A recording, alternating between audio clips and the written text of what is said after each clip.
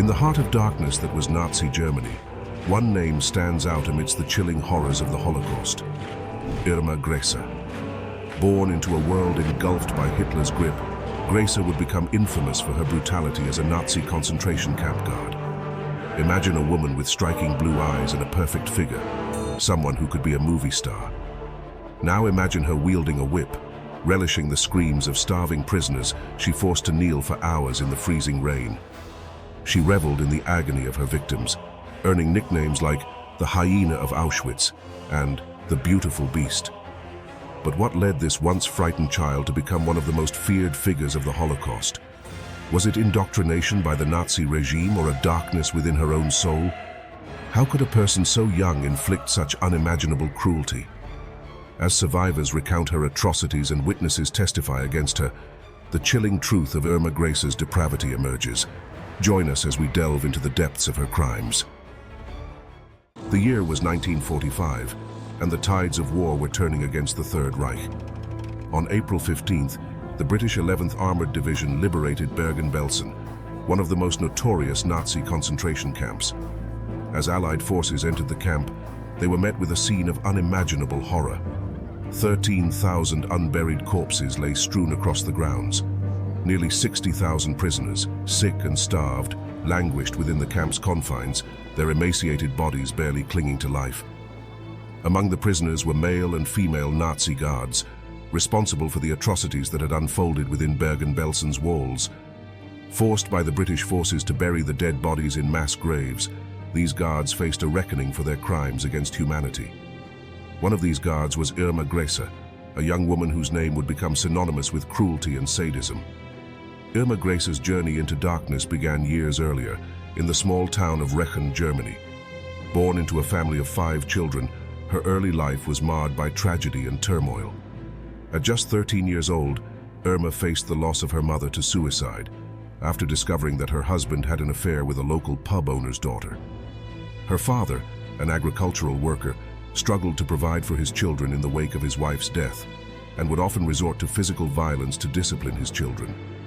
Bullied at school and grappling with her family's upheaval, Irma dropped out of school at the age of 15, seeking refuge in the Hohenleichen sanatorium. It was here that Irma crossed paths with Karl Gebhardt, an infamous Nazi doctor known for his gruesome medical experiments on inmates in Ravensbrück concentration camp. Little did she know that her association with Gebhardt would set her on a path towards infamy. After leaving the sanatorium, Irma volunteered as a guard at the Ravensbrück concentration camp system, where she was trained by some of the most notorious Nazi guards. During the summer of 1942, Ravensbrück became a site of unimaginable horror as SS medical doctors, led by the notorious Karl Gebhardt, initiated a series of unethical medical experiments. These experiments were carried out on prisoners, primarily women, who were subjected to barbaric procedures in the name of scientific research. Using crude methods such as breaking the legs of female prisoners with hammers, they inflicted agonizing injuries and then infected the wounds with virulent bacteria, observing the effects with and without various chemical substances like sulfanilamide, an early antibiotic. The aim of these experiments was twofold: to study the healing process and to explore methods of treating wounded soldiers, often disregarding any ethical considerations or the suffering of the victims. Many of the women subjected to these experiments, predominantly Polish, perished as a result, while those who survived endured lifelong physical and psychological scars. In addition to bone setting and infection experiments, SS doctors also conducted sterilization procedures on women and children, particularly targeting Roma people, in an attempt to develop efficient methods of sterilization. These procedures often involved forced abortions on pregnant women, some as late as 7 or 8 months into their pregnancies. Pregnant women were subjected to beatings to induce miscarriages, and newborns were ruthlessly killed. Irma Grese, having known Karl Gebhardt from her time at Hohenleichen Sanatorium, is believed to have been exposed to these atrocities while serving as an assistant nurse at Ravensbrück at the young age of 18. The brutal nature of these experiments, witnessed firsthand by Grese, likely contributed to the development of her violent and sadistic tendencies, shaping her into the ruthless figure she would later become. When she came home in 1943, and told her family that she was supervising the prisoners working inside the compound at Ravensbrück. Her father, whom vehemently opposed the Nazi regime, gave her a thrashing with a belt and forbade her from coming home again. Despite her father's disapproval of her involvement with the SS, Irma embraced her role as a camp guard, relishing the power and control it afforded her. The Hyena's Lair. Inside the sadistic world of Irma Grese at Auschwitz-Birkenau. In March 1943, Irma Grese was transferred to Auschwitz-Birkenau, a concentration camp located in German-occupied Poland. According to her sister Helene, when Irma was a little girl, she was scared to stand up for herself and would run away from confrontation. However, in Auschwitz-Birkenau, after being promoted to a senior SS supervisor, Grese found herself in a position of power where she could inflict harm without fear of retaliation.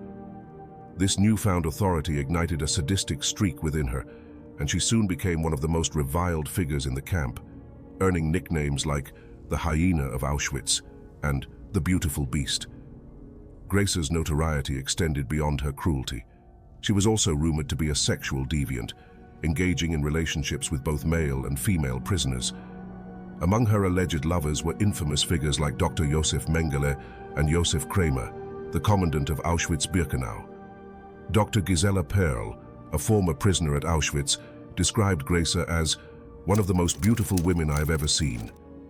Her body was perfect in every line, her face clear and angelic, and her blue eyes the gayest, the most innocent eyes one can imagine. And yet, Irma Grese was the most depraved, cruel, imaginative pervert I ever came across. According to Olga Lengel, another Auschwitz survivor, Grese's sexual escapades were not limited to high-ranking Nazis. She engaged in relationships with numerous inmates, often manipulating them for her own amusement. Grese's cruelty extended to the selection process for the gas chambers, where she would deliberately choose beautiful female prisoners out of jealousy and spite. However, amidst her brutality, there were instances of fondness towards certain female prisoners. One such case was Nina Kaleska, whom Grese said looked like her sister Helene. Kaleska was used by Irma as a messenger and lookout girl when Irma held lesbian orgies in barracks and watched out so that nobody would interrupt them. Despite her numerous affairs, Grese's relationships often ended in violence and betrayal. When a handsome Georgian man rejected her advances, she retaliated by dragging his girlfriend around the camp by her hair and whipping her, before having him shot and his girlfriend sent to the camp brothel. Even her relationship with Dr. Mengele soured when he discovered her involvement with Jewish inmates, whom he deemed racially inferior. Grese's sexual promiscuity led to consequences, including sexually transmitted diseases and multiple abortions, as recounted by Olga Lengel. Remarkably, during one abortion performed by Dr. Perl, Grese's sole concern was the pain she would experience. Witness to horror, the grim reality of life under Irma Grese's rule. In May of 1944, the Nazi regime embarked on a horrifying mission, the extermination of Hungarian Jews. Over a period of 8 weeks, from May 15th to July 9th, 1944, Hungarian gendarmerie officials, working alongside German SS officers, deported approximately 424,000 Jews from Hungary to Auschwitz-Birkenau. Upon their arrival at the camp, the majority of these individuals were swiftly ushered into gas chambers by SS functionaries. It was during this harrowing time that Irma Grese, at the tender age of 20, assumed the role of senior guard at Birkenau's Lager C. Tasked with overseeing the camp's operations, Grese supervised a rotating team of 6 or 7 female guards, who changed on a weekly basis. The overcrowding within the camp was severe, with Grese cramming up to 1,000 prisoners into each block designed for a fraction of that capacity.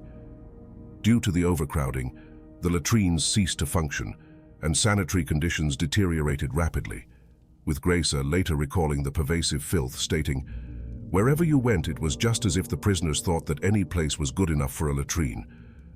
Armed with her infamous woven leather whip, which was wrapped in cellophane so that blood could be easily washed from it, Grese stood at the gates, eagerly awaiting the arrival and departure of work details. She took pleasure in indiscriminately lashing out at inmates, relishing in the pain she inflicted. Despite objections from the camp's commandant, Josef Kramer, whom told her to stop using the whip, Grese persisted in her brutal methods, using her whip as a tool of terror. The reasons for Grese's punishments were often trivial, with theft of food due to hunger or tardiness during roll calls being common offenses. During these roll calls, which typically lasted from 3 a.m. to 9 a.m., prisoners were subjected to relentless scrutiny. Grese would often force prisoners to stand completely still, and if they moved, she would beat them. She would also force them to hold large stones above their heads for hours, or force them to kneel in one spot for hours. In addition to her whip, Grese wielded a walking stick, further terrorizing her victims with every blow. She targeted women in particular, beating them mercilessly until they bled and fell to the ground, where she would then kick them with her heavy boots. No act of compassion tempered her brutality. Instead, she reveled in the suffering of those she deemed inferior. Grese's involvement in the selection process for the gas chambers further underscored her cruelty. Collaborating with her lover, Dr. Josef Mengele, she played an active role in singling out victims, often parading them naked and subjecting them to degrading inspections.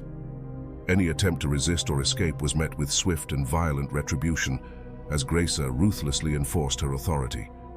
Irma Grese was also known to have 2 vicious dogs. These animals, whom Grese starved and trained to obey her every command, became extensions of her cruelty. Witnesses recalled seeing Grese riding around the camp on a bicycle, her dogs faithfully at her side as she supervised the female inmates on their grueling 16-kilometer trek to work.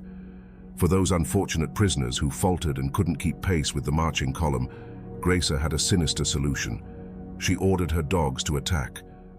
On one particularly horrifying occasion, as the female commando struggled to transport stones into the camp, their wagon veered out of control, careening down a hill and spilling its contents.